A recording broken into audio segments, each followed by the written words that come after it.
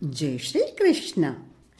சங்கத்தமிழ் மாலை என போற்றப்படும் ஆண்டாள் அருளிய திருப்பாவையில் அவர் வெளிப்படுத்தும் நுட்பமான பழக்க வழக்கங்கள், இயற்கை வர்ணனைகள் எல்லாம் ஆண்டாளை ஓர் அறியா சிறுமியாக எண்ண இயலவில்லை.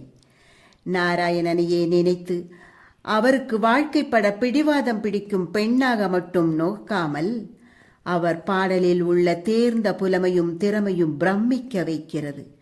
ஆண்டாளை பூமி தாயாகவும் விஷ்ணுவை வரங்கள் நல்கும் கடவுளாகவும் கொண்டு திருப்பாவையை படித்தால் கோதையின் கதை பல புதிய பரிணாமங்களை நமக்கு உணர்த்தும். ஆண்டாள் பூமி பிராட்டியின் அவதாரம் என்று கருதப்படுவதால் அவரது பக்தி தெய்வீகத்தன்மையுடையது என்பதை நாம் உணரலாம். இன்று திருப்பாவையிலிருந்து 21ஆம் பாசுரம்.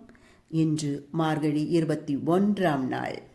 ஏற்ற கலங்கள் எதிர் பொங்கி மீதளிப்ப, மாற்றாதே பால் சொரியும் வள்ளல் பெரும் பசுக்கள், ஆற்றப் படைத்தான் மகனே அறிவுராய், ஊற்றம் உடையாய் பெரியாய், உலகினிலே தோற்றமாய் நின்ற சுடரே துயில் எழாய், மாற்றார் உனக்கு வலி தொலைந்து உன் வாயிற்கண், ஆற்றாது வந்துன் அடிபணியுமா போல, போற்றியாம் வந்தோம் புகழ்ந்தேலோர் எம்பாவாய்.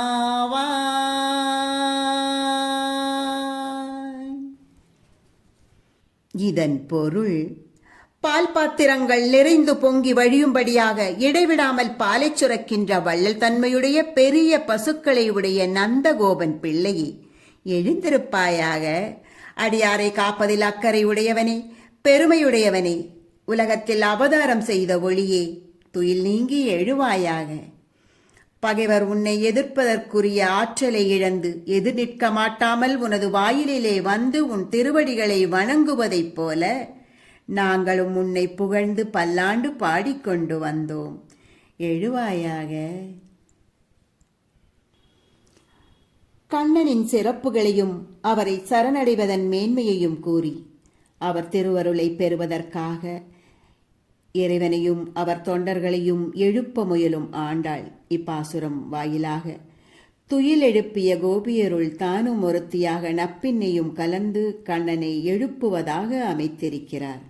அத்துடன் உறங்கும்போது ஐம்புலன்களும் செயலற்று கிடக்கும்.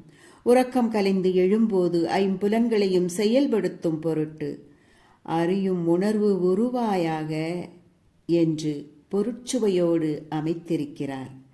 இறைவனின் அருளை சாதாரண வார்த்தைகளால் பெற இயலாது.